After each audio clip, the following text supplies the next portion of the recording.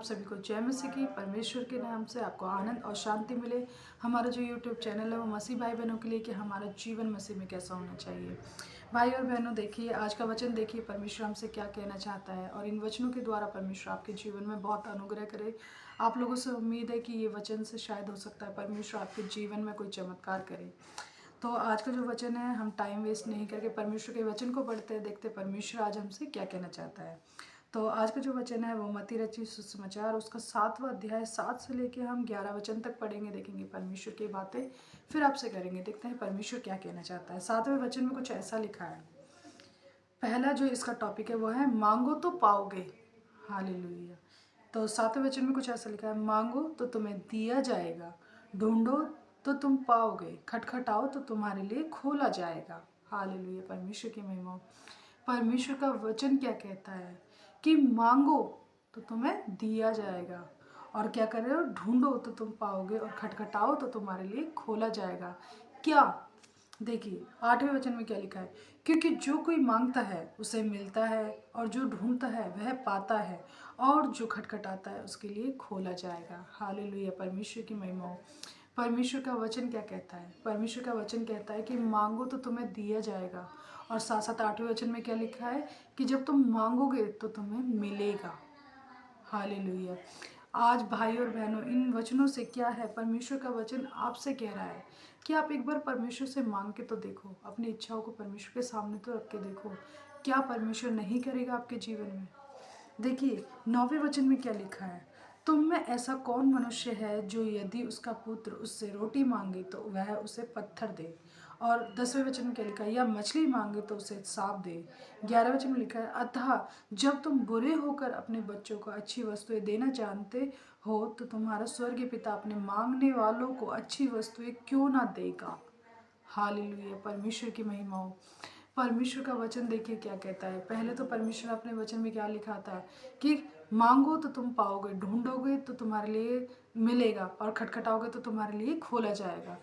देखिए क्या कहता है परमेश्वर का वचन कि तुम में से ऐसा कौन सा मनुष्य है यदि उसका पुत्र रोटी मांगे तो वह उसे पत्थर दे, और मछली मांगे तो उसे सांप दे। हालेलुया। कि परमेश्वर का देखिए वचन क्या कहता है परमेश्वर कि जब तुम बुरे होकर अपने बच्चों को अच्छी वस्तुएं देना जानते हो तो हमारा परमेश्वर क्यों ना देगा। हालेलुया, परमेश्वर की महिमा हो। भाई और बहनों, आप परमेश्वर को अपने हाथों में सौंपिए और परमेश्वर से कहिए, प्रभु मुझे इस चीज़ की कमी है। सोचिए, जब परमेश्वर का वचन क्या कहता है कि जब तुम बुरे होकर, हम कहते हैं कि हम कितने बुरे हैं, हम कैसे इंसान हैं, लेकिन फिर भी जब आज हमारे बच्चे हमसे कुछ मांगते हैं तो हम क्या करते हैं, उनको अच्छी से अच्छी चीज़ें देते हैं कि काश उनके लिए कोई चीज़ की कमी ना हो, कोई उनसे कुछ कहे ना, या वो मन में ना सोचे कि हमारे माता पिता ऐसा करते नहीं है, हमें ये नहीं देते, वो नहीं देते। जब परमेश्वर का वचन कह रहा है, जब बुरे होकर तुम अपने बच्चों को अच्छी वस्तुएं देना जानते हो तो हमारा स्वर्गीय पिता हमें क्यों ना देगा। बाइबल का वचन क्या कहता है कि जब तुम्हारा पुत्र, तुम्हारे बच्चे तुमसे रोटी मांगे तो क्या तुम पत्थर देते हो? नहीं, उसे रोटी ही देते हो। तो हमारा स्वर्गीय पिता जो आकाश में है वो क्यों हमसे अच्छी चीज़ें क्यों रख छोड़ेगा, वो सारी चीज़ें हमें देगा।